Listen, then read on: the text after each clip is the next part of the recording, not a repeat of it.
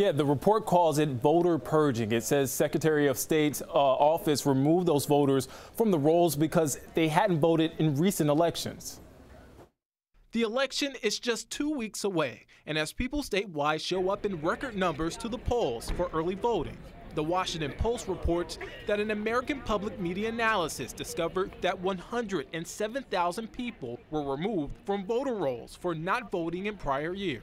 If someone doesn't vote in an election for a couple of national political election cycles, then a Board of Elections or Secretary of State's office can send a notification to the person at the address at which they're registered, asking them to verify their identity. The report points to the state's so-called use it or lose it campaign, and that people may not even realize they've been kicked off the rolls. There are some partisan allegations here that this practice is more frequently used by Republicans than Democrats, but the idea of voter purging is not something that is unique to Georgia. The APM analysis claims that other states use the same tactics. This past summer, the Supreme Court ruled that Ohio didn't violate federal law after civil rights groups contested that cleaning up voter registration rolls disproportionately impacted minorities and the poor. The issue in all these cases is whether or not people have gotten ample notification about their status. Local election officials will likely make the case that they sent notification asking you to verify your address,